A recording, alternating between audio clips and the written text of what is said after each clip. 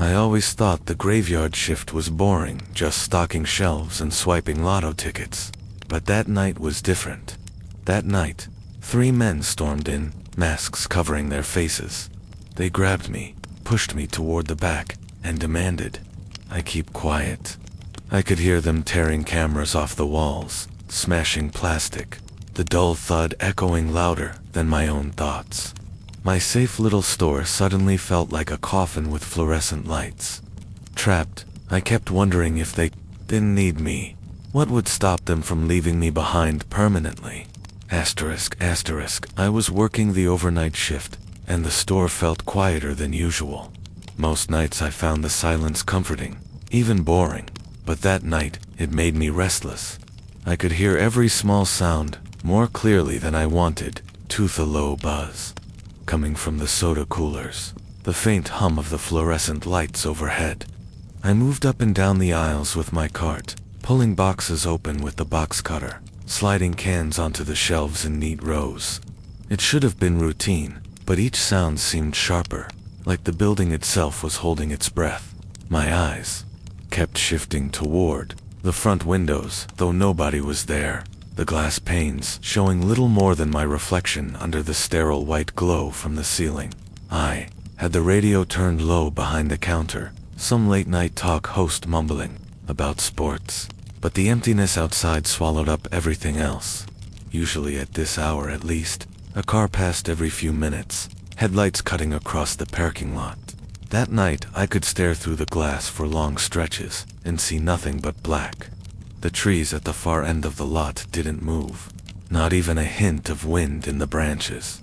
I tried not to think too much about it, because I was alone, and convincing yourself you're safe is part of making it through those long overnight shifts. But it was a struggle to shut out the way the silence crawled into the store, filling corners where there should have been a little noise. I went back to stacking bags of chips on the shelf near the snacks aisle. My box knife slipped for a second, cutting a longer line than I meant to, and the sound of cardboard tearing apart caught my nerves off guard. I laughed a little under my own breath, almost embarrassed at how jumpy I was. I told myself I was tired, that the long hours were just getting to me. But even as I thought that, I glanced again at the front doors and froze for a moment. Outside, for just half a second maybe, I thought I saw movement near the parking lot. It could have been a shadow from a branch, or maybe a car taking a turn at the far road. But something about the shape didn't look natural, too solid, standing still rather than passing. When I blinked, it was gone. I went back to my work, stacking and facing labels, but now my ears tuned to every little thing. The cooler motor in the back room clicked on and off unevenly, letting the silence collapse between its cycles. My shoes squeaked every time I slid down the linoleum. I even noticed one of the overhead bulbs starting to flicker in aisle 3, giving off a faint stutter in the light that hit the floor. Most nights, I ignored things like that. But that night, the smallest details felt like silent warnings I couldn't put my finger on. It was like being in a house too quiet to be lived in, knowing something had to break that stillness sooner or later. Around 2:30 in the morning, I wheeled my cart near the register to drop off empty cardboard. The clock above the counter was always a little slow, but it was enough to remind me how far I still had before morning shift came in. I leaned against the counter for a second, stretching my shoulders, and looked again at the front lot. Nothing had changed. It was still empty, but the stillness carried weight now. No cars stopping for gas, no stragglers pulling in for a snack, no sound of a truck in the distance. It was unusual for the highway nearby to feel so dead at that hour. There's always somebody driving somewhere. I tried to shake it off by getting busy again. I hauled more boxes from the storage room in the back and set them down. But with the door open, I swore I caught the sound of something shifting outside. It was faint, maybe just gravel being carried by the wind, but it pressed into me enough that I stopped moving for a few seconds, only listening. The air conditioning unit kicked up and startled me more than it should have. When it cut off again, the heavy quiet flooded back in. I shut the stockroom door and went back to the shelves, faster than usual, just to distract myself. Minutes passed like that. I stocked, cut cardboard, carried boxes, all while watching the doors out of the corner of my eye. My throat felt dry, even though I had been sipping from a bottle of water. My hands started to tense without me realizing, gripping each item too tightly as I pulled it from packages. I even caught myself muttering little things under my breath, just to create a sound, any sound, in the emptiness. When my own voice echoed back low and tired, it confirmed what I already knew, that I was alone in the store. Too alone. There's a routine to these shifts you get used to. You find comfort in the predictability. Donuts arriving before dawn, the baker dropping them off half sleeping, a single regular walking in at 3 a.m. to buy cigarettes. Someone always breaks the silence eventually, but it wasn't happening tonight. My body felt like it was waiting for something, like skin prickling before a storm. It's tough to explain without sounding paranoid, but I couldn't shake the thought that the whole building was on edge right along with me. At one point, I was restocking near the cooler section and caught that flicker of light again from aisle 3. I stared at it too long this time, letting the image blur in my eyes, and in that half second it felt like someone was moving just outside the glass near the pumps. There was no one, I knew that, but the idea planted itself deeper than I wanted. I rubbed my face with my sleeve and cursed at myself for imagining things. Still, when I walked back toward the register, I made sure to keep my ears tuned toward that door. Even the chime above it, the one that usually went off whenever a customer walked in, started to echo in my head before it ever actually rang. I stood there longer than I should have, hands resting on the counter, shifting my weight. I wanted the clock to move faster, everything about me begging for time to roll forward, but the minutes dragged. The store looked the same as it always did, aisles stacked neat, every product in its place, neon sign buzzing faintly outside. Yet something under that normal picture had shifted. I couldn't point to a reason, but I didn't feel safe in my own workplace anymore. The kind of safety that fills those slow nights had peeled away, leaving raw edges I couldn't ignore. Sometimes, I think our bodies know things before our minds catch up. That tension had a hold on me, whispering that normal meant very little when you're alone at 2 in the morning. I didn't have much choice but to keep working though. Boxers don't stack themselves, and a paycheck doesn't come with excuses. So I stayed busy, but every motion was quicker, more restless, as though hurrying myself past a feeling I already knew wouldn't go away. That was the mood hanging in the air, just seconds before the sound of the door chime finally broke it, the sound that took that uneasy quiet and tore it wide open. The door chime snapped through the silence, sharp enough to make me flinch. Usually that sound was harmless, almost comforting. It meant another customer wandering in, someone breaking up the long hours. But the second I looked up, I knew this time was different. 3 men stepped into the store together, their footsteps heavy across the linoleum. They wore masks, the kind that covered everything except their eyes. Thin fabric stretched tight across their faces, but it was thick enough to hide any expression, leaving only holes where stares glared through. In that split second, before I could even register the rest, the room felt wrong. Like the entire layout of the store had shifted into something hostile. My first thought wasn't words. It was a jolt in my stomach, sharp and cold, telling me I wasn't safe anymore.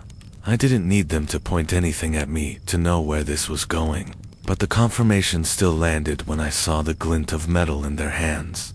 One had a handgun pulled already, the barrel angled almost casually toward the floor. Another gripped a steel bat, the kind meant for breaking more than just glass. The third seemed to be pulling something from under his jacket, the motion jerky, rushed, like he wanted to make sure I knew what he had without wasting a second. They didn't speak right away. No greeting, no demand. Just the squeak of their shoes expanding in the space that had been mine only moments before. I was a worker, standing at the register, and in less than a breath the store wasn't mine to control. They didn't need words to tell me I was just background now. The way they moved as if they already knew where to go struck me harder than the sight of their weapons. This was planned, not a chance intrusion. They entered confidently, spread out, and started taking positions. They didn't browse aisles. They didn't look at products. Their whole focus was the room itself, the exits, and me. I kept my hands stiff at my sides, trying not to make sudden moves. I thought about saying something normal, a line that could trick me into pretending this wasn't serious. Like, "Can I help you?" But the thought caught in my throat. My instincts were screaming that speech was dangerous. Any sound would crack open the fragile second stretching between us and push it into violence. So instead, I stood still, gripping the wooden counter behind me lightly with fingertips, my pulse banging in my wrists. A customer walking in should make the store feel alive. The sound of a door chime usually carried warmth into the quiet. But now the same sound, repeating in my head, felt like an alarm that only I could hear. This wasn't a store anymore. It was a trap, walls closing tighter with three masked figures who didn't belong anywhere but in that doorway. My breaths shortened into shallow bursts I couldn't hide. Even though the space was bright, every fluorescent tube buzzing. Floor polished clear, I felt like shadows were thicker around each of them, following them as they closed distance. I noticed their clothing was layered, dark hoodies hanging low, gloves already on. That detail stung. Gloves meant they expected this to happen, that they wanted to leave nothing behind. This wasn't going to be a quick grab of snacks or a drunk stunt making no sense. Their shoes left faint squeaks on the tiles, heavy enough for me to count each step. Between those squeaks and the weight of what they carried, the air thickened so much it was hard to swallow. The one with the gun lifted his arm a little higher, letting the muzzle float in my direction without pointing directly at my chest. It was enough. Every thought of safety collapsed in me right then. I no longer had the illusion of a worker behind a counter. That thin barrier of counter space, registers, cameras, it disintegrated with that small shift of his arm. They weren't in here to shop. They were in here to take. I caught a glimpse of their eyes through the masks. Cold, steady, locked onto me, short but harsh. There wasn't curiosity in them, no uncertainty, no hesitation that maybe they'd reconsider.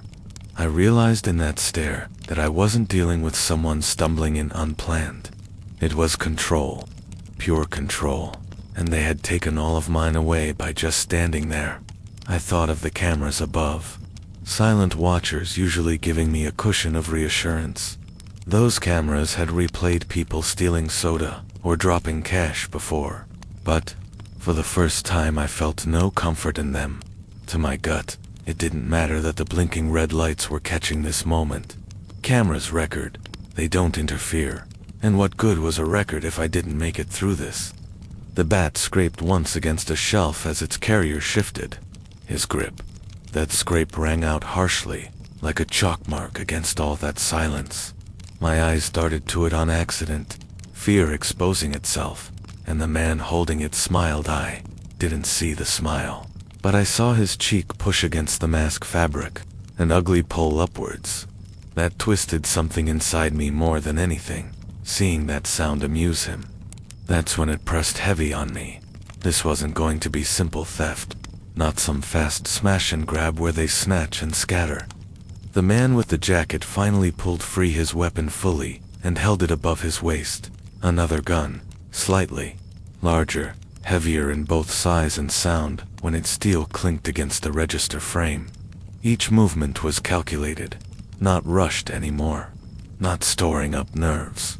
They had settled into their roles, walking in smooth rhythm like they'd practiced this. I could feel the difference in the space all at once. Just minutes before, this building had been open ground for any night wanderer. Now every foot of tile under me belonged to them. The weight of the masks, the dark fabric, the steel gripped between their hands, carved my world smaller, pulling me into this exact point behind the counter. The flickering bulb in aisle 3 blinked again, throwing a half-second of dim light across the shelves. And that simple, irregular flash made the whole moment even more unreal. I didn't even think about fighting back. The idea vanished before it had time to form. My entire awareness narrowed into survival, and survival meant stillness, silence, hoping that not provoking them would leave me standing by the end of it. Yet even while I tried to move as little as possible, I felt their presence expanding, closer. They weren't going to let me remain in one place forever. They were pushing deeper. My heart reeled when one started stepping nearer, each foot heavy and deliberate. I knew what came next. I wasn't going to be left standing harmless behind the counter. They wanted me elsewhere, where I couldn't be visible, where I couldn't be heard, where their control expanded with each pull closer toward them. The realization hit, cold and final. I wasn't watching a robbery unfold from a distance. I was in it. They hadn't just entered the store. They had entered my space, pulled me into their story, and as one raised a bat's end in a small gesture toward me, motioning me out from behind the counter, I understood this wasn't some random crime I'd observe. It was a takeover, and I was now their piece to move. That instant sealed itself, hard inside me. The store had slipped completely away from being public ground. It was theirs now, and as they kept coming closer, steering me with threats written into every gesture, I felt that control tighten around me, yanking me toward the back where eyes and cameras couldn't follow. The grip came fast and rough. 1 second I was standing frozen behind the counter, and the next a hand clamped around my arm so tight I felt the fabric of my sleeve twist into my skin. He yanked me forward hard, the bat scraping against the counter as the other man stepped closer, crowding me. There wasn't a chance to argue, no space to even lift my hands in protest.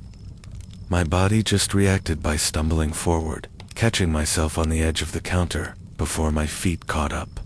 The smallest shove pushed me further, straight past the narrow walkway where customers usually came to pay. The gun was leveled higher now, just barely angled down, but near enough to aim at me if I missed. I didn't need words to understand their point. Get moving, or get hurt. They herded me fast, toward the storage room. The back hallway was always cramped, with beige walls that never looked clean, and a floor that collected dust in its corners. Usually, it took me 2 trips to carry boxes in and out. This time it felt like I was being stripped of my only connection to the world outside. I glanced once at the ceiling camera on reflex, like maybe it was a lifeline. The red light blinked steady, but then a sharp curse shot out from behind me, and one of them swung at it with the bat as we moved past. The crack of plastic bursting above my head made my chest jump hard, the sound echoing far too loud for such a small hallway. They weren't leaving any eyes watching. The push into the back room wasn't gentle. My shoulder clipped the doorframe, and I almost went down as my shoes slid over smooth concrete. One of them barked something short, a single word order I couldn't even process, and shoved me deeper into the dim space.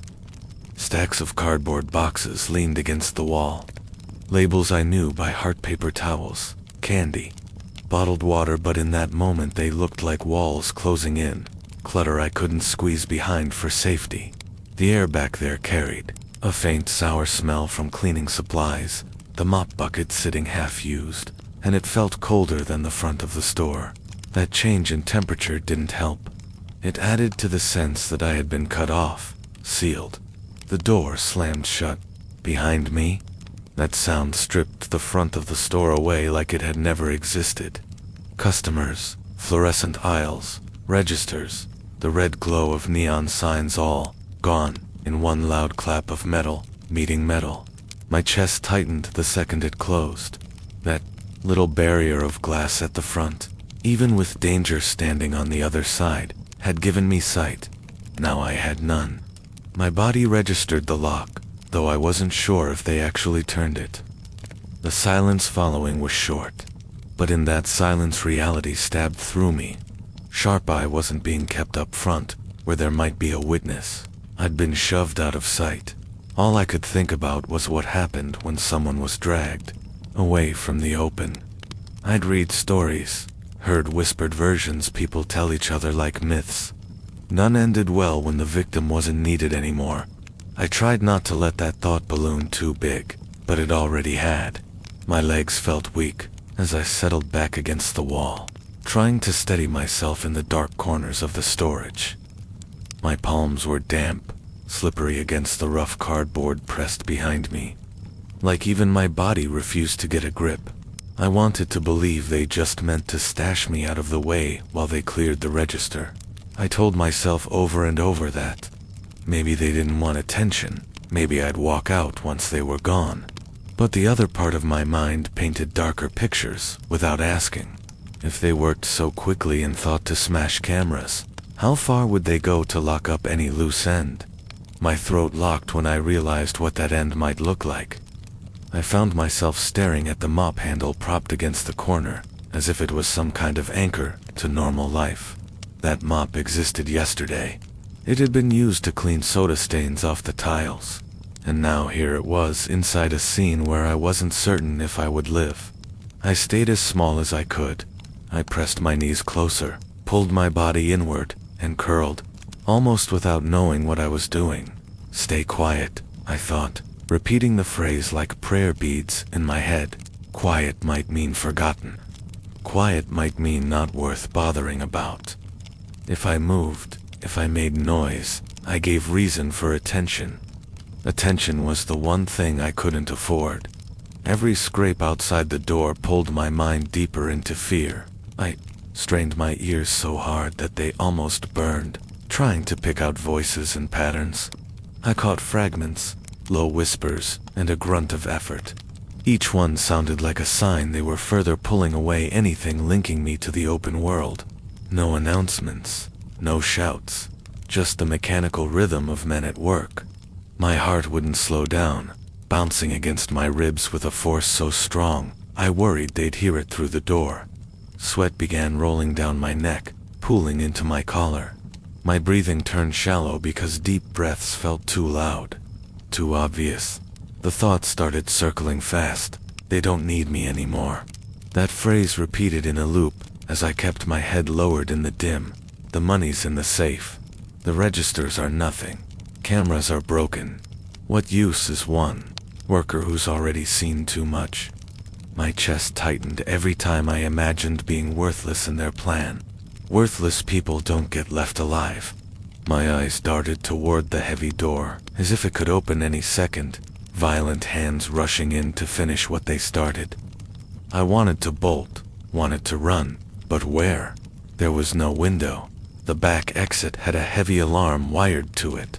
I pictured hitting it, hearing that alarm shriek, but then pictured a bullet cutting straight into my back before I ever reached the lot. So I stayed still and small, barely moving enough to keep breathing.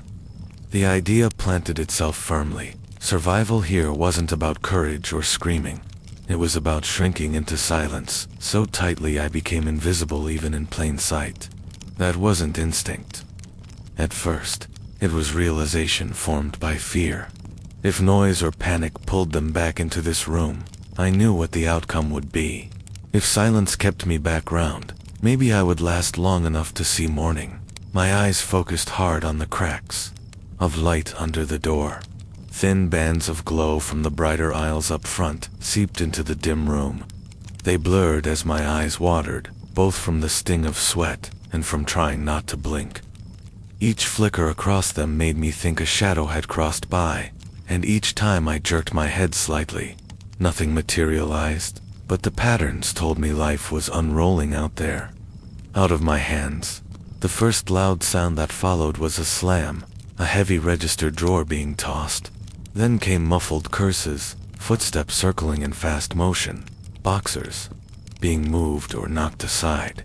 Glass clattered once, sharp and quick, followed by silence again. Every clatter translated itself into pictures I didn't want. I didn't see, but I imagined the metal bat raised, the shelves shaking, the red light of cameras darkened. Those pictures carved themselves deeper than sight could. I pulled my knees closer. shutting every muscle down except for my listening, staying quiet, and still felt like the only way out. Noise belonged to them. Silence was mine. And in that silence, I waited, every nerve fixed on the muffled storm of destruction beyond the door. At first, all I had was the sound of my own breathing, uneven and shallow in the cold room. Then the footsteps started again. Heavy steps, spreading out across the front area, each one vibrating faintly through the thin wall, thudding against the floor like they wanted me to know how many there were. The rhythm was jagged, fast rushes forward, then sudden stops, like they were checking corners, moving with intention. My ears searched for distinction in those sounds, picking apart each scrape of a shoe against the linoleum. The picture pieced itself together, though I couldn't see a thing. The voices came next. Not full sentences, just clipped commands and short curses. A low voice barked something I couldn't catch, followed by the clatter of drawers yanked open hard enough for their contents to scatter. The noise of coins rolling across the counter carried clearly through the thin door. It painted an image in my head of hands, raking blindly, scooping up money in small, frantic bursts. Someone slammed a drawer back in place, but it must have stuck halfway because I heard metal grinding against itself, followed by another angry shout. That short outburst told me more than words. It told me they weren't just calm. There was frustration, the kind boiling up fast when time is running short. Then came the sound that rattled me most at that point. A loud crack overhead, sharp as a gunshot, followed by the distinct crash of plastic pieces scattering across tile.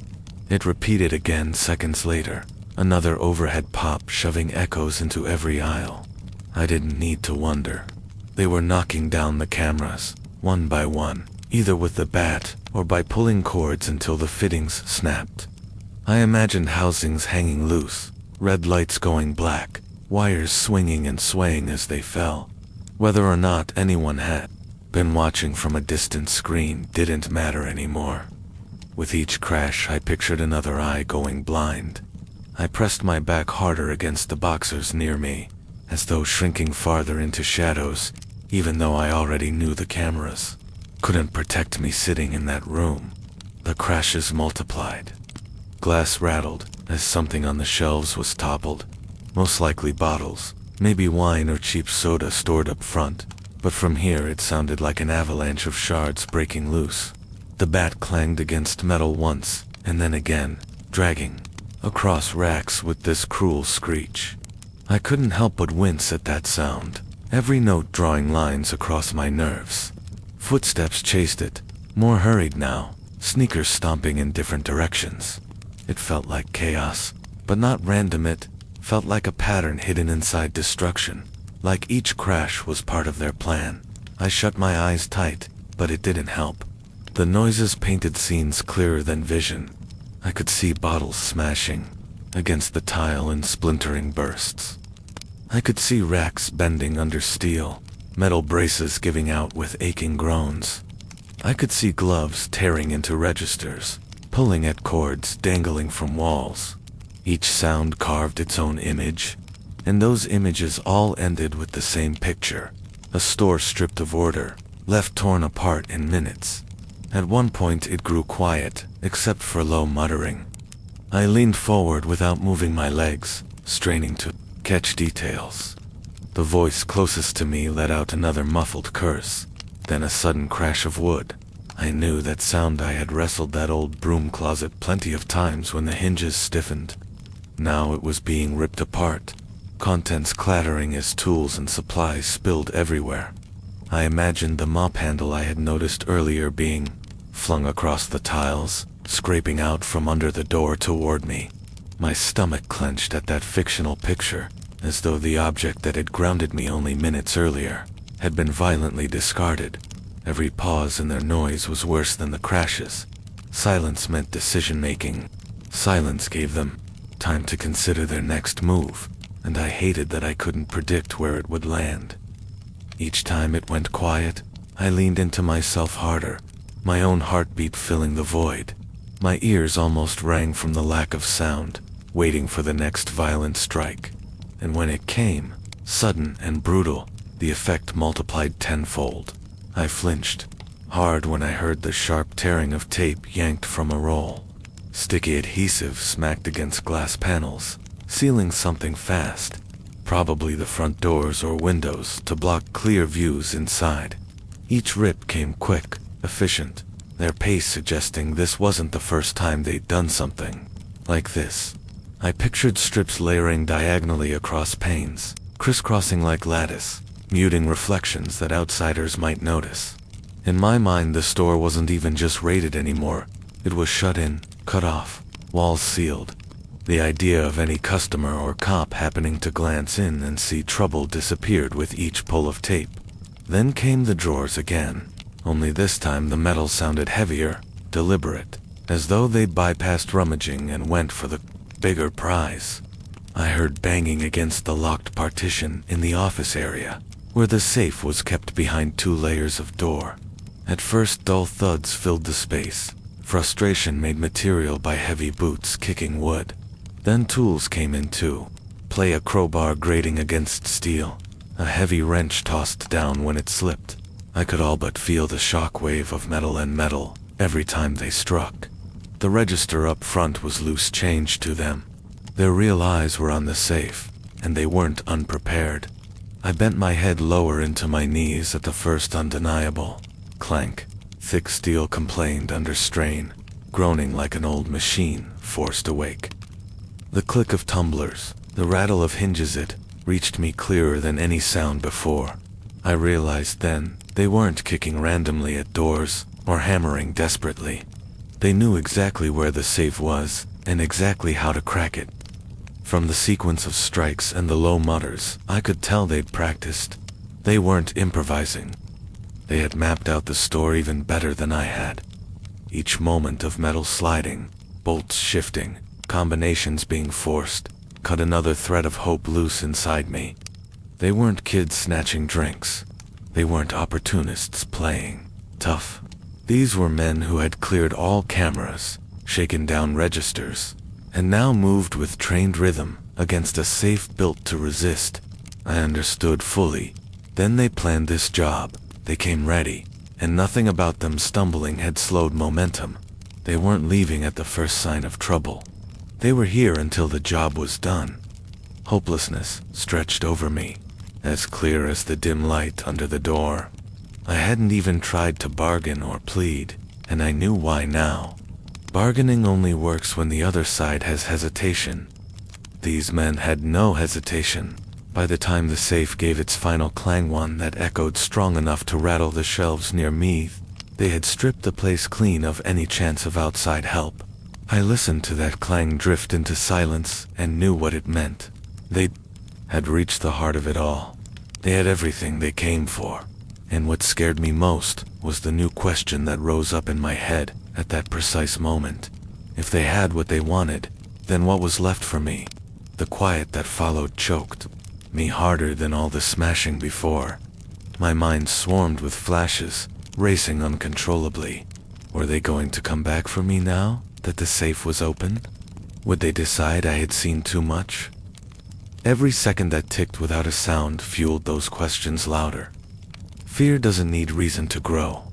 In silence, it multiplies fastest. I pressed both palms against my ears, not to block them out, but because I didn't want to hear the next round of steps closing in on me. My heart thudded louder than any noise they'd made, and I realized in that silence that the destruction outside wasn't the worst part. It was the still moments left after, moments when imagination painted endings darker than any sound could. I don't know how many minutes passed once the safe shut with that heavy thud. It felt like a clock in my head slowed down to half speed. There was no way to mark time in that room. No window, no working clock, nothing to latch onto except for the pounding inside my ears. My heartbeat had become louder than the sounds coming from the front, and every beat made me wonder if I was giving myself away. I locked my hands together in my lap, squeezing so hard my knuckles hurt, just to hold myself still, because every bone in me wanted to move, to run, to fight. But doing any of that meant stepping out into their space. The seconds felt like they stretched out flat and useless. My own body caught in loops of waiting that didn't end. I started counting in my head, trying to give myself structure, whispering the numbers so low, they were more thoughts than words. 1 Mississippi, 2 Mississippi. Then I forced myself to push higher. I told myself, if I could get all the way to 60 it would mean 1 full minute. But it was pointless. By the time I reached 20, a shoe squeaked out on the tiles up front, and I was back to 0 again, reset by fear. The sound was minor compared to the crashes from earlier, but with nothing else in the air, that single squeak echoed like thunder.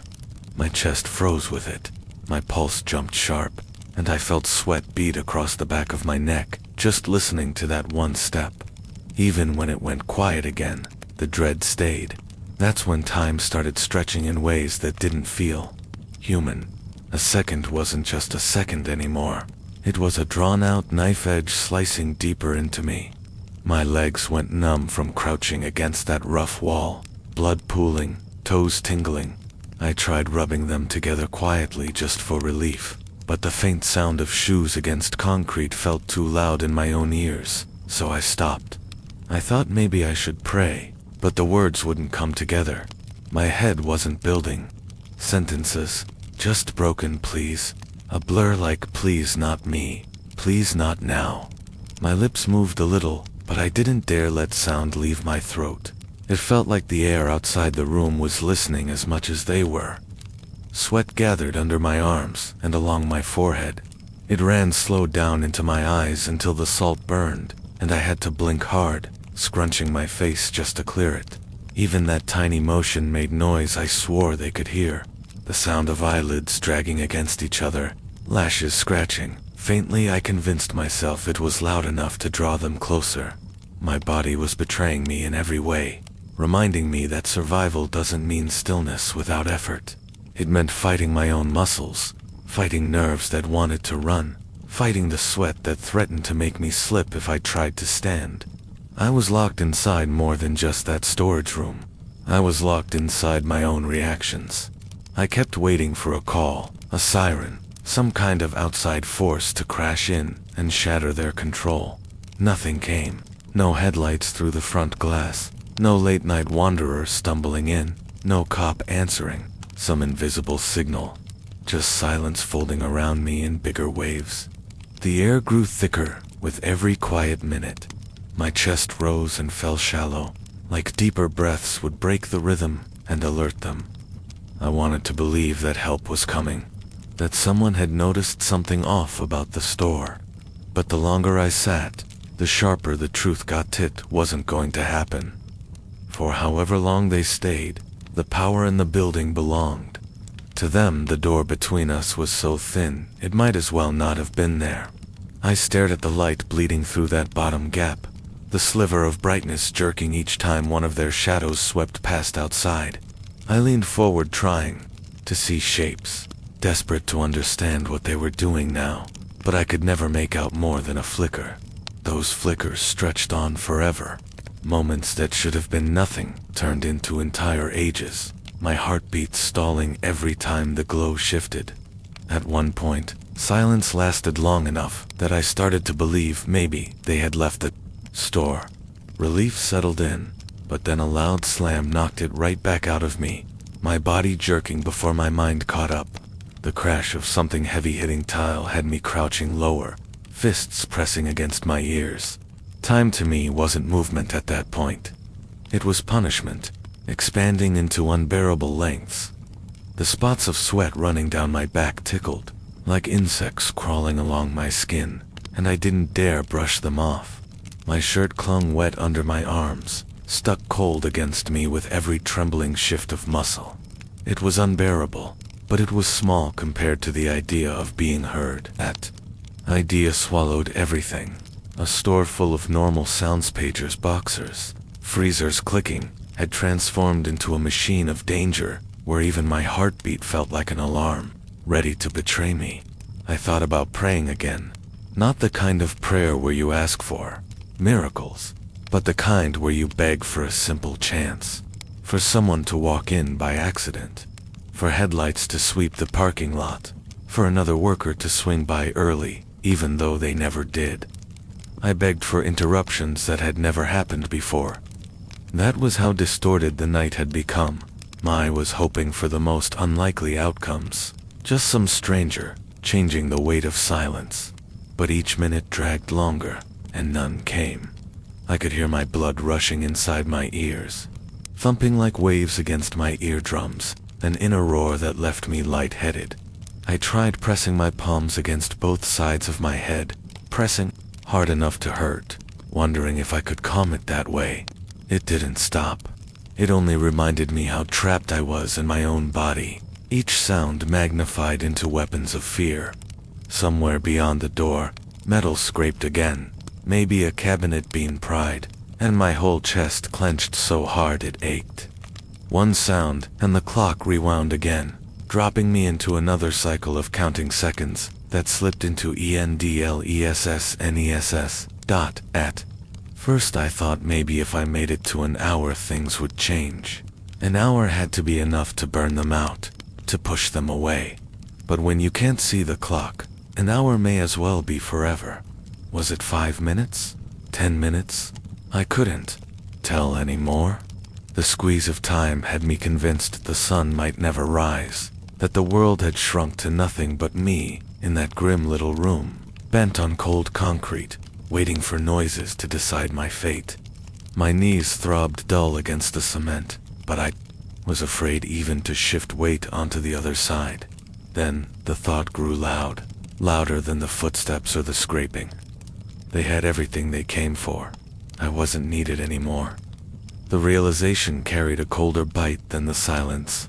If time belonged to them, then so did whatever they planned to do with me. And in that slow roll of endless minutes, I knew they alone chose when time sped forward again.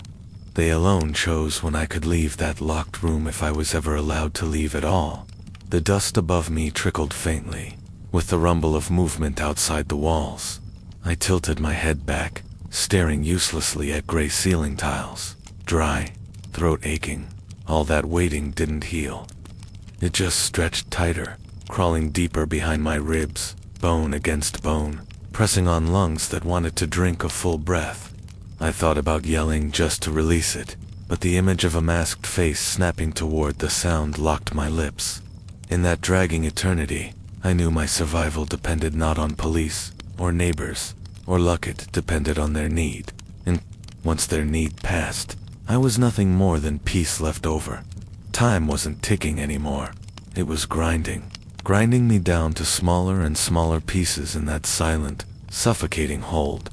And as the silence kept stretching, the fear pressing inside of me shifted once more from waiting for help to bracing for the moment they opened that door and decided I had no use left at all. When I heard the heavy clicks and the dull slam of the safe giving way, it felt like the final thread snapped. Up until that moment, I told myself maybe they still needed me to open drawers or to give them codes. That thought had been the one thin branch keeping me steady, but it broke the second I realized they had figured it out on their own. I sat frozen on the concrete, the faint scrape of their tools echoing as the door clattered against metal, and the hollow buzz in my ears filled in the silence after. It was like the store itself exhaled, and for me, it wasn't relief. It was the kind of emptiness you feel when you know your usefulness has run out. My mind spiraled fast. If they didn't need me anymore, what happened next? I wasn't just locked back here waiting. I was a problem to them now, someone who had seen too much. I pictured those dark eyes through the thin masks from when they first came in. The weight in their stare wasn't confused, it was cold, like I was already catalogued on some list in their heads. That vision repeated itself over and over. The idea that I was a liability now hit harder than the robbery itself. The loss of money didn't matter compared to the idea that I was breathing proof of what they'd done. Every faint sound from the other side of the thin metal door tightened that thought until it was the only thing in my head. I leaned forward, pressing my elbows into my knees, clutching at my hair. Without realizing it, because my skull felt too heavy. I couldn't stop the flood of images. Them finishing the safe, taking what they came for, then remembering me sitting in the back room, a door creaking open, a weapon angled against me like punctuation. My body jolted, just imagining it, as though the scene had already begun. I told myself, maybe they'll just take and leave. Maybe they won't want to risk more noise than they already made. But the darker side of me kept reminding me I'd heard their voices. I could describe them later, and nothing I had seen suggested mercy was part of their plan. Each moment crept into the next like crawling shadows. I found my hands slick with sweat, palms pressing against one another so tight their edges burned. My knees ached where they pressed against the floor, but moving felt like a risk, a little sound too much like an invitation. It was then I started pleading with myself in a rhythm, like chanting, "Keep your head down, keep quiet, stay small, don't make them think about you." Maybe if I remained background, if I bent myself into something unimportant, they'd forget me. I clung to that hope, weak as it was, because what else was there? I thought about what kind of person I looked like to them. Middle of the night worker, a nothing figure in a Namat tag. To me I was terrified, alive, bracing for the next move. To them I could be a silhouette with no more meaning than a mop left in the corner. That thought disturbed me, but it also gave me something to hold on to. If they saw me as disposable, maybe that disposability included leaving me behind. If I didn't kick or scream or fight, if I stayed limp and empty and useful only in being unremarkable, maybe they'd walk out and never think about me again. I listened harder once they stopped their heavy banging. The noises shifted to bagging and zippers. I could picture them stuffing cash into backpacks or duffel bags, quick and efficient. One of them laughed, short and sharp, cutting through the muffled scrapes. That sound drove my stomach into knots, was a reminder that while this night was nightmare to me, to them it might have been a routine job. The same act they had done before, and might do again. Nothing in that laugh hinted at nerves. Nothing said they were worried about what came next. That scared me more than anything. If they were calm about this, then erasing me from the picture would be calm too. I tried to force air slow into my lungs, counting each breath like it might keep me steady. Each inhale was shaky, each exhale shorter than I wanted. My throat felt raw, like the air had to scrape through it. Panic does that. It makes every physical act feel broken and sharp. I pushed through it by imagining I was already invisible, that if I could just keep quiet enough, they'd move past me. Invisible, worthless, forgettable. That became my fragile shield in the dark, repeating the words in my head until they drowned out the fear. Still, moments dragged into longer chains. I heard paper tearing, maybe wrappers ripped open, or possibly receipts torn and tossed aside. Boots shuffled against tile. A drawer clanged again, lighter this time. The kind of sound when you've taken what matters and don't care about the rest. Their steps overlapped, 3 sets moving in uneven patterns. I imagined them sweeping down aisles, one scooping, another watching, the third closing the safe. Then silence for several seconds. That silence was worse than any of the rackety meant decisions again. Were they talking about me now? Was my name on their lips even though they didn't know it? My back pressed harder into the stacked cases, cardboard scraping at my shirt. I thought about staying still until morning, but I didn't know if the store would even survive until morning. I thought about running for the side door, but the picture of an alarm shrieking filled my mind, followed by the certainty of being caught halfway, trapped either way. Every option looped back to the same word, compliance.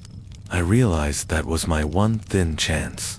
Don't draw attention, don't step out, don't make yourself loud. If they push the door open, stay calm, give them nothing. Maybe compliance was my way to see daylight. A sound of zippers tugged hard, confirmed they were near the end. I heard footsteps pacing quicker, more hurried. Maybe they felt the time pressing on them now, the way I felt it earlier. My pulse leaped with each sound that suggested they were packing up. It created a strange relief and fear tangled together. Relieved that exit was close, but terrified that before they left, they might decide on tying up the last piece that could speak against them. That piece was me. I pulled my arms tighter around my legs, forehead against my knees, shutting every part of me down to stillness. No breathing too heavy, no eyes darting, no shift that creaked the floor. Just a curled figure hoping to be skipped over. It wasn't courage, it wasn't strength, it was desperation. My idea of survival became shrinking myself smaller than the shadow of the mop bucket still against a far wall. I told myself, if they open this door, don't beg, don't protest. Just be the same blank object as the boxers in the corner. Quick compliance, numb body, nothing to hold their attention. That was the hope I clutched while the last sounds echoed through the front, the deep zip of bags closing, the shuffle of feet heading toward the exit. The faint scrape of a chair nudged aside. For the first time in what felt like hours, I thought about what came after. If they got what they came for, if they left clean and fast, maybe I'd still be sitting against a stack of cardboard when headlights finally hit the lot again. Maybe I'd live to tell someone how I stayed silent while destruction roared through the store. That thought, however faint, carried me as the chaos outside shifted into its final, hurried steps.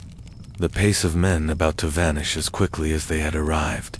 The hope was weak, but it was also the only anchor I had left.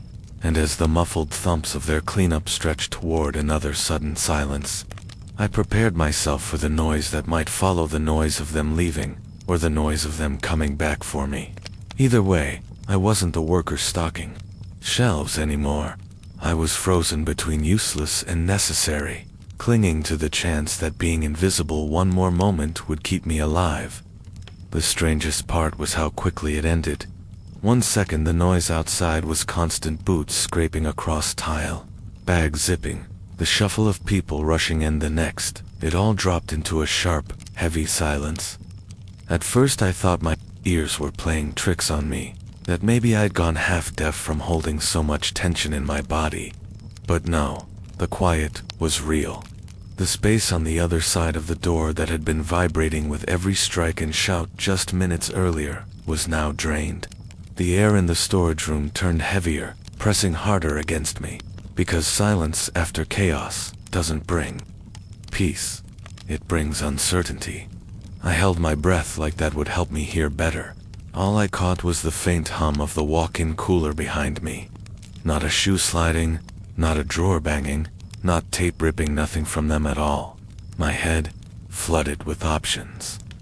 Either they were leaving, or they were standing still, waiting, making sure I would shift enough to betray myself. The thought of them pausing right outside the door, masks on, weapons in hand, just listening to me shake in the dark, made my stomach twist into a knot. I leaned forward, face almost to my knees, trying to hold every part of myself still. The silence dragged on longer than any crash before it. I thought about standing up, but the idea of the floor creaking under my shoes froze me in place. I thought about whispering just to see if words could anchor me, but the thought of my own voice breaking the moment felt fatal. So I waited with nothing but my heartbeat hammering louder than ever. For a moment I thought I really had gone deaf.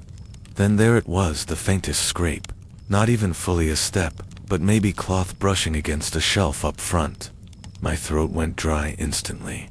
Were they actually gone, or had they just moved deeper into the aisles? I realized I had no sense of time anymore. The robbery had started and crashed over me in waves, noise swallowing minutes like they meant nothing. Now, in the void, I had no markers to hold on to. 10 seconds felt like 10 minutes. Every second of silence stretched wider, forcing me to imagine what could be happening out there. Maybe they were walking out calm and confident, carrying cash and supplies like ghosts passing through walls. Or maybe they were leaning near the exit door, gun raised halfway, waiting for the sound of me fumbling open the storage door. Both pictures lived in me at the same time, stabbing equally deep. A sound broke it. The sharp ding of the door chime, The same one that had shattered normalcy when they first walked in. My whole body flinched before my brain had time to recognize it. The door had opened. I couldn't tell if it was the front entrance swinging shut as they left, or if it was them stepping back in after checking outside. The chime was neutral. It didn't hint which direction, didn't offer comfort either way. But for me, it locked everything in place. If they were gone, they had vanished in under 20 minutes. If they were still here, then I was cornered, worse than before. I pressed my side against the boxers stacked right next to me, trying to anchor myself. My ears strained harder than ever. Nothing, just a pressurized quiet.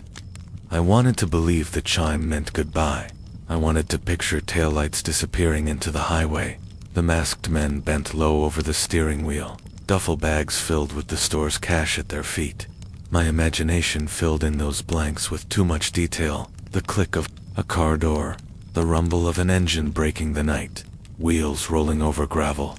But no such sound reached me, only silence, a silence that grew heavier every time I hoped for proof. I kept thinking, don't stand up yet, not until I knew. That became my rule. If they left, there would be new sounds, traffic outside the window, air settling back into its normal hum. If they stayed, the moment I moved would ruin everything. I sat locked in that crouch until my legs buzzed and burned, until my toes went stiff and numb. At some point the cooler behind me clicked off, throwing the room into an even deeper quiet. No white noise to pad it anymore, no steady hum to hide. Behind, I could hear the swallow of my own throat when I shifted slightly. That only deepened the panic, made me wonder if I had just betrayed myself. 2 ears still out there. The back of my neck tingled like eyes were fixed on me through the solid door. Finally, I realized something. The kind of men I had seen weren't the kind to waste time. They had moved with speed and accuracy from the moment the chime first rang, smashing cameras, raiding registers, cutting straight to the safe. It was mechanical, like second nature. If they were still here, they wouldn't have paused this long. It clicked somewhere deep inside me that they were efficient for a reason. They came in with a job, and once the job was done, they were gone. The silence that pounded my ears wasn't a trap. It was aftermath. Relief didn't sweep in quick. It leaked slowly, piece by piece, like steam escaping from a pipe. My chest loosened slightly, though I still felt one wrong breath might snap everything shut again. I held on to the idea. They were gone. They had what they wanted, and I wasn't worth their time anymore. That thought carried the sharp edge of truth. It also carried dread, because even knowing they had left, the image of them stood heavy. In my mind, 3 figures moving in rhythm, not a single wasted second, in and out under 20 minutes, leaving destruction wrapped in silence as if they'd never been. I leaned my head back against the wall, letting my eyes close for just a heartbeat. The cold cardboard against my spine felt more real than the room itself. Relief and fear swirled together. Relief that I was still alive, fear that maybe they weren't gone forever, that the same chime could sound again while I was still in the building, signaling another set of masked faces, ready to finish what the first crew started. I knew it wasn't likely, but after a night like that, likelihood meant nothing anymore. I stayed curled up longer than I needed to, waiting for just one proof sound from outside the store. Maybe a car pulling into the lot, maybe a truck passing loud along the highway, maybe anything at all to reset the world back into normal. But the lot outside remained hushed, like it had been waiting for it to be torn apart all night. Finally, when I realized my legs had gone too stiff to keep frozen any longer, I shifted slightly, preparing for the risk of moving. Even before I could stand, I caught something new. Not the boots of masked men, or the scrape of weapons. It was faint, distant, but real. The quick snap of radios, the heavy roll of tires over gravel, beams of light filtering faint through the front windows. My chest tightened, but this time in an entirely different way. Law enforcement was finally here, their presence not disguised. Not hushed, not silent. The sharp contrast between the methodical efficiency of the robbery and the deliberate calm of police arrival drew the line straight into my head. The robbery hadn't even lasted a full 20 minutes, and yet those 20 minutes had stretched into a lifetime for me. Still on the floor, I felt the first sway of safety touch the edges of the room, not because everything was fine, but because the silence now had an explanation outside of myself. The criminals had left behind outlines of chaos, and the weight of their absence pressed as powerfully as their presence had minutes before. Every detail they touched proved how quick and mechanical they were. And just as those thoughts tightened, in me, the beams of red and blue cracked against the front windows, pulling me forward into the next stage, the part where the door would finally open. But from the other side, 1096 words. When the flashing lights finally hit the glass at the front of the store, it almost didn't feel real. For so long the night had belonged only to me and them, every sound wrapped inside those thin walls. And now color washed across it, red and blue, streaking against the windows. I didn't move at first. Part of me didn't trust it, like the robbers might have tricked me and set something outside on purpose. But then I heard the heavy doors of patrol cars slam, steady footsteps crunching the lot, and voices plain. Voices, not clipped whispers, not angry curses, but strong calls carrying across empty asphalt. The door chime rang again, only this time it didn't make me flinch. That sound had marked the start, it had marked the unknown, and now it marked the end. The officers came in low but firm, weapons visible but not raised toward anyone, their eyes scanning aisles that were already torn apart. The rubber on their boots squeaked the same way the robbers had, but this sound carried order, not threat. The simple way they filled space brought me a kind of relief. Though my body was still too locked in fear to react, I stayed frozen in the back room for a few seconds longer, listening to those steady voices call out clear as they moved across each aisle. I finally forced my body to lift from the stiff crouch, my legs wobbling so badly I had to grab one of the cardboard stacks just to stand. When I pushed the door open, even a crack, the sudden brightness of their flashlights cut across the boxes, like bars of daylight. One of them turned toward me, lowering his weapon slightly when he saw how pale and unsteady I looked, and called out for me to come forward. My steps felt disconnected, each one rubbed raw through the numbness in my feet, but I kept moving until I was back in the store's open space. The place didn't look like it had 30 minutes before. Boxes were thrown, shelves dented, glass scattered across shiny tile. The dull scent of cleaning chemical mixed with the sharper smell of something burnt, maybe wires from the cameras ripped down. An officer asked if I was injured and I shook my head, though I felt wobbly enough to collapse. My voice cracked the first time I spoke. Just a week, I'm fine. That word didn't fit, but it was all I managed. He put a hand on my shoulder, like he could ground me there, while the others started cordoning off space, radioing what they saw.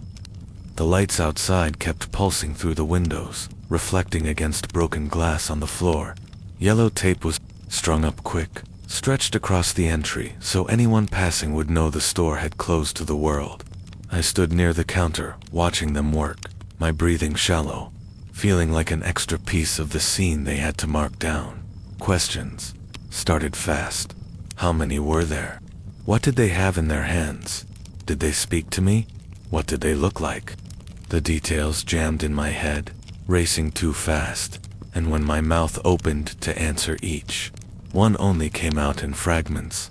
3 masks, guns. I couldn't give them more, even though my mind burned with the pictures. Every time I struggled to answer, I felt smaller, like I wasn't just a witness, but a broken one. They wrote things down anyway, nodding like fragments still helped. One of them squatted lower beside me. His pen paused, his voice calmer than the rest. He told me to go slow, that even half-formed details were important. My throat still caught, but I managed to push a few more words out. trying to rewind the events and place them in order. Trying to rebuild what had just happened out loud felt bizarre.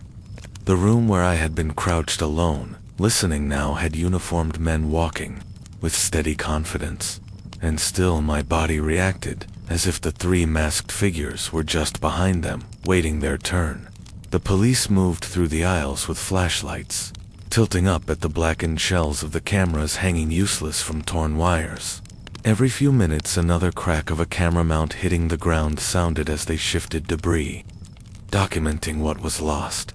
I followed one beam of light to the ceiling and realized how many empty holes there were. Not just one camera missing, not two, but every single spot cleared, wires cut or torn. Seeing those gaps from this side of it hit a different way, proof of just how thorough the robbers had been. How little chance there had been of catching them in the act. Someone stepped behind the counter, looking at the drawer half-open coins, scattered like they'd been flung in impatience. He bagged each coin carefully, like proof samples that might matter. That struck me as strange. All that destruction for cash now sealed up neat in evidence bags. Tape stretched across aisle 3, where glass had layered the tile, each fragment catching like stars under blue light glow. I stared until my own reflection shook inside those shards, quick and broken, and I had to turn my eyes away. An officer asked again if I was sure I wasn't hurt. I told him I wasn't, though my legs trembled hard enough to prove otherwise. At one point my knees buckled a little, and I had to catch against the counter. A scratch down my arm from when I was shoved came into focus. I hadn't noticed earlier. He glanced at it, noted it, then kept moving as if a scratch meant nothing compared to what could have been. He was right, but the mark still throbbed. It wasn't the size. It was the reminder of hands on me, the shove that had forced me into the back. The first step away from normal. The longer I gave details, the more unreal it felt to speak them. I heard my own voice, but it sounded like somebody else describing a movie. Even with lights blinking outside, and uniforms moving steady between aisles. Even with tape cutting off the world, my body didn't reset the way I thought it would. Every question brought me back into it, made me walk through those shadows again. I felt safer than before, because someone else finally stood in the space. But I was also more exposed, my every word spilling out what I had tried so hard to bury in. Silence. Standing at the counter, I looked toward the front parking lot, through the big glass panels. Patrol cars sat lined, their headlights flashing staccato, bathing pavement that had been so dark earlier. Radios crackled outside as more cars slowed past, curious or cautious. The glow painted the lot with a steady pulse, transforming the same emptiness that had set me on edge before into a stage bathed in light. The contrast kept pressing into me. The night had felt endless when I was locked back alone. But now, time moved too quick, people asking more questions than I could answer. Tape cutting across doors, pens scratching. They asked me to walk them through it again. Each timeline detail mattered. When the door chime rang, when voices rose, how long it took before I was forced back. I tried piecing it in order, but the memory had collapsed into one long rush without clear breaks. I gave them what I could, repeating myself sometimes, stopping when my throat closed up. They were patient, scribbling notes, sometimes exchanging quiet looks. One officer brought me a bottle of water from the patrol car. The first sip burned cold down my throat, my hands shaking so bad, droplets spilled down the front of my shirt. That little comfort pointed out how dry and useless my mouth felt earlier, my tongue heavy as I sat in silence. Now I had words, but not all of them made sense. Everywhere I looked, tape divided space, evidence markers dotted the floor, and clips snapped from their cameras. Each flash captured a broken image. The mop bucket in the corner appended, shelves with candy thrown like it was worthless. A register drawer twisted halfway open. None of it made sense together, and yet each photo froze the truth in still life. That truth was lined across the store now, chaos suspended inside yellow borders. The moment that pressed hardest wasn't the questions, wasn't the debris, but hearing one officer mutter quietly that it had been less than 20 minutes, start to finish. My stomach dropped again because I had sat in that back room convinced years had passed. Hearing that number reminded me how time stretches in fear. How long minutes can bleed when you don't know whether the next sound means life or death. Part of me wanted to laugh, part of me wanted to collapse, but all I did was stare down at my shaking hands, wrapped around a cheap plastic water bottle. The store looked like evidence. I felt like evidence too. Giving my words over left me hollowed, exposed in a way different from being shoved around by masked men. Officers wrote my words. Someone somewhere would read them later, maybe even in court. That meant my story wasn't just mine now. It was an object, a statement, something that no longer sat only in my chest. That realization felt strange comfort, but it also hollowed me out. I stood under flashing lights, taped walls, radios, reliving the night not because I wanted to, but because I had to. That night I stayed until they finished their work, until tape fully sealed off aisles, until cameras flashed their last. By the time they pulled me aside and said I was free to go home, the horizon outside had just started to pale with thin morning gray. The store still smelled of chemicals and broken wiring debris left behind, wrapped in tape. It looked nothing like the safe corner of routine I had walked into at the start of my shift. Walking out under those lights gave a touch of relief, but even with officers still present, my chest felt tight, knowing I'd have to explain the night again and again for reports, for investigators, maybe for court. The world outside had returned to balance, but inside me, that balance stayed warped. Safety was present, yes, but so was exposure. Like my fear itself had been laid bare under all those flashing lights. And with the night finally over, the loss didn't feel like shelves or registers. It felt deeper. Something lodged in me that I knew wouldn't be taped off or boxed away. Asterisk, asterisk. I remember when I first started working those overnight shifts. I thought they were about the easiest thing someone could do. It was quiet, slow, almost boring most nights. The hardest part was finding ways to pass the time. You stocked shelves, swept the floor, rang up a handful of customers who stopped in bleary-eyed on their way home from work or heading out early. Safety was something I almost took for granted. The bright lights inside, the cameras overhead, the familiar rhythm of restocking shelves gave me the sense that nothing could really go wrong here. I never once believed that a shift could end with me hiding in a stockroom, counting every breath. Convinced I might not live to see morning, that night changed that thinking completely. The store where I had once felt safe didn't feel like mine anymore.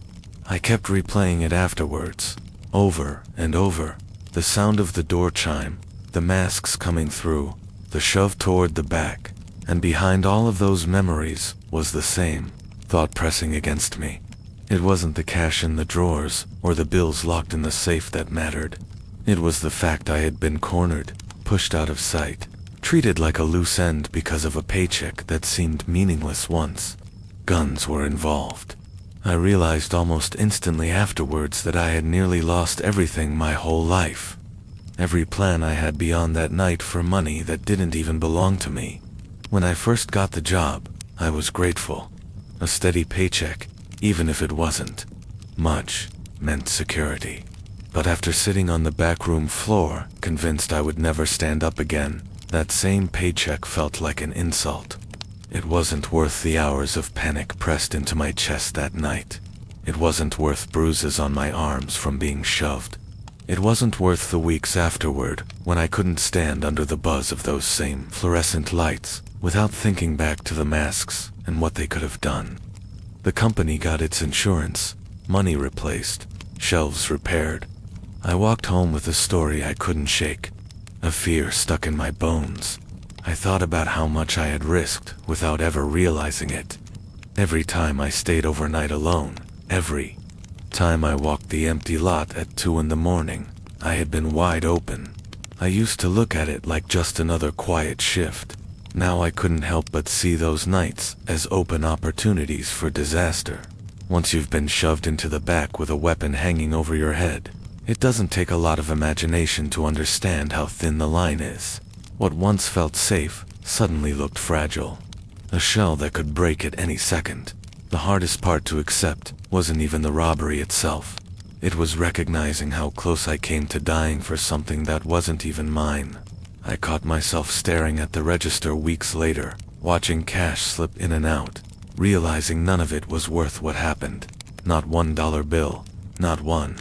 Drawer full of coins. I sat trapped in silence, heart pounding, convinced each sound outside meant I was about to be killed.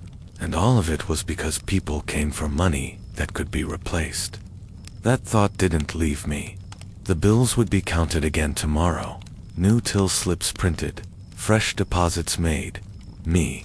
I didn't have another version to replace me if things went worse. Even when the police lights had faded and the tape was peeled away, the feeling stayed. I came to work the next shift and couldn't ignore how each shadow looked longer than before, how the quiet wasn't peaceful anymore. I stocked shelves the way I always had, but my ears stayed lifted for sounds, for footsteps that weren't supposed to be there. That wasn't a way to live. I realized quickly that the store hadn't just been robbed of money. It had been stripped of the routine I leaned on to survive the long hours. I didn't trust the walls or the cameras anymore. I didn't trust the idea of safety at all. I told myself that no paycheck should put me in that position again. If someone came through those doors tomorrow with weapons ready, I'd empty everything, open every drawer, kick over shelves if they wanted. But what I wouldn't do ever again is believe that it was my job to protect it. A drawer full of bills wasn't worth a second of me crouching on that floor, convinced I would never see daylight.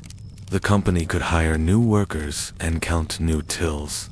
No one could hand me back the hours of fear I sat in that back room, certain each minute would be the last. I used to see night shifts as routine, almost like background noise in my life. Something to get through while waiting for something better. Now I see each one as risks stacked higher than I'd admitted. There's no calm in that job anymore. Every car that passes the lot feels too slow. Every shadow against the glass makes me jump. I know the fear changed me. It carved into the way I look at work altogether. Not just this job, but the whole idea of trading hours of your life for money. All while pretending it's safe because of bright lights or glass doors. The lesson didn't come easy, but it came sharp. I understood finally that I can't protect what isn't mine. I can't throw away years of my life just to keep a register intact or a safe untouched. Those men that night proved in 20 minutes how little that money mattered. They tore it free like it was nothing. And after all of it, when the police stood there under flashing lights, taping the aisles, the truth was plain. Everything they took could be counted again. What couldn't was the sense of safety that vanished with them. I keep thinking about how quick it all changed. One moment I was stacking shelves, figuring out how to pass the quiet hours. The next I was useless, shoved in a back room, reduced to holding my breath while my heart shook the walls of my chest. All for cash that some insurer would replace before the week ended. That's what I carry with me now, a clear understanding that no job, no paycheck, no drawer full of bills is worth my life. I still walk into stores, sometimes late at night, and glance at the worker behind the counter. I catch myself wondering if they feel as safe as I used to before that night. I never say a word, but inside I want to tell them that the hum of the coolers and the glow of the lights don't mean what they think. That peace is thinner than it looks. And if the night ever turns on them the way it turned on me, I hope they remember not to hold on to what isn't worth keeping. Money can be replaced. A job can be replaced. You can't. That's the truth that lingers when the flashing lights are gone and the shelves look neat again. You might think you're just stocking another row of chips or ringing up another order at 2 in the morning. But all it takes is one door chime, one set of footsteps, one shove into the back to show you how quickly a routine can become a trap.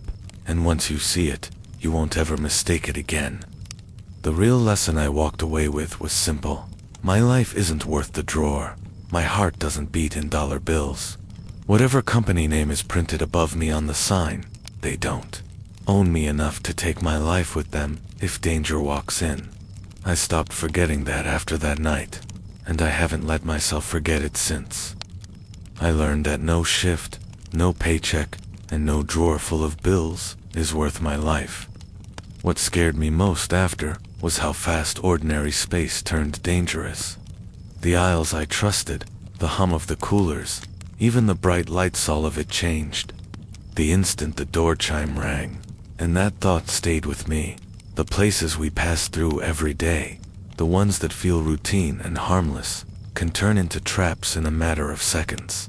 Safety isn't always what it looks like. Sometimes it's far more fragile than we're willing to admit.